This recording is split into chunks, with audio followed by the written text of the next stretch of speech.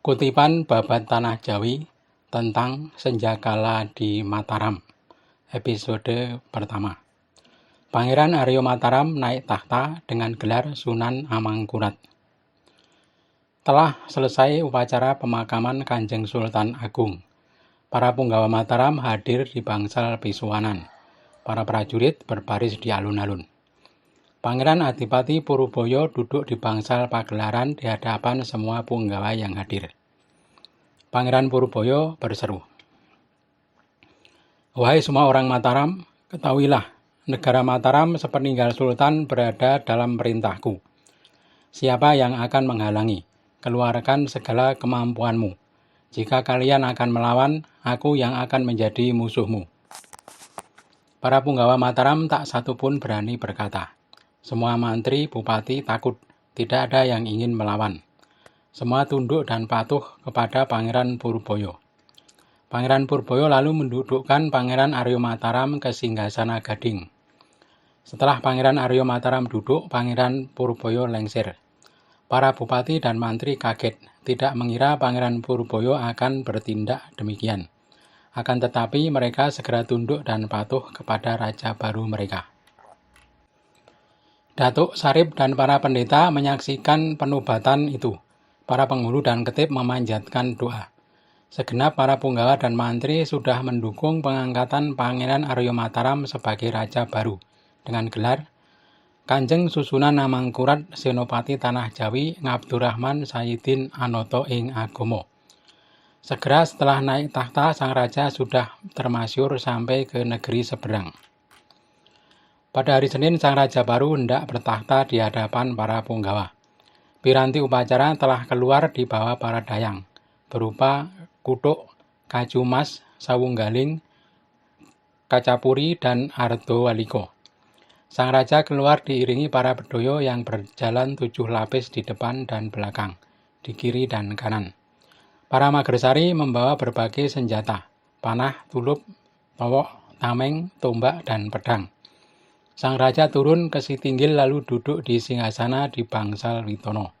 Dengan segala perabot kebesaran, sang raja muda terlihat sangat tampan layaknya Dewa Kamajaya baru turun dari kahyangan. Para punggawa sudah menghadap di kiri kanan. Para prajurit Jogoboyo, Sangkraknyono, Kartioso, Wisomarto, para magang, Yudonagoro, Katanggung, Wirobrojo, Brojonolo, Protoyudo, dan Kanoman. Di sebelah mereka berjajar Abdi Gandek. Para mantri Anom agak ke pinggir bersebelahan dengan orang Martolulut, Margoso, dan Suronoto. Para Niyogo agak ke pinggir timur bersama para tukang kuda. Para bupati dan kerabat senior duduk di depan di hadapan sang raja. Ada Pangeran Puruboyo, Pangeran Silarong, Pangeran Pringgoloyo, Pangeran Tepengsoro, Raden Prawiro Taruno, dan Pangeran Martopuro.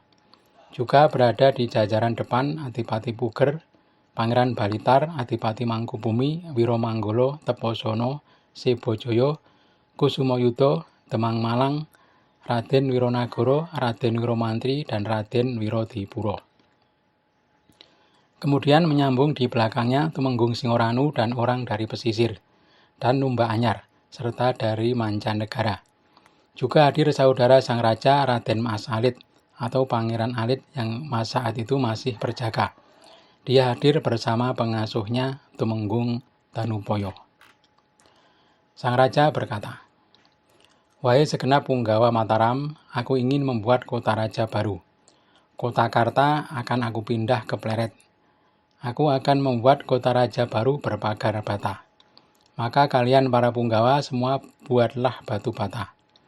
Yang kedua, aku mendengar bahwa Belambangan sudah ditaklukkan orang Bali. Sitawangalun sudah tunduk kepada Raja Bali.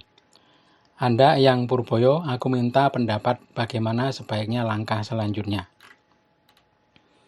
Pangeran Purboyo berkata, "Sebaiknya Belambangan segera diserang dan segala isinya dijadikan boyongan. Jangan sampai ada keluarganya yang tertinggal, karena tak urung nanti akan menjadi musuh." Berkata sang raja, "Siapa yang sebaiknya ditunjuk untuk memimpin ke Belambangan?" Pangeran Purboyo berkata, "Tidak boleh saya memberi usul. Semua terserah Nak Prabu, berkata sang raja. Wiroguna, engkau bersiaplah berangkat. Dan juga Tumenggung Danupaya bawalah orang Mataram dan mancanegara. Para Tumenggung Mataram, kalian bawalah orang pesisir melalui laut. Anakku Adipati Sampang ikutlah serta. Tetapi jangan ikut berperang. Tunjuklah mantri yang cakap. Adipati Sampang menyatakan kesanggupan. Sang raja masuk ke dalam puri. Para punggawa yang ditunjuk segera melaksanakan perintah. Tumenggung Singoranu mengerahkan orang untuk mencetak batu bata di pleret.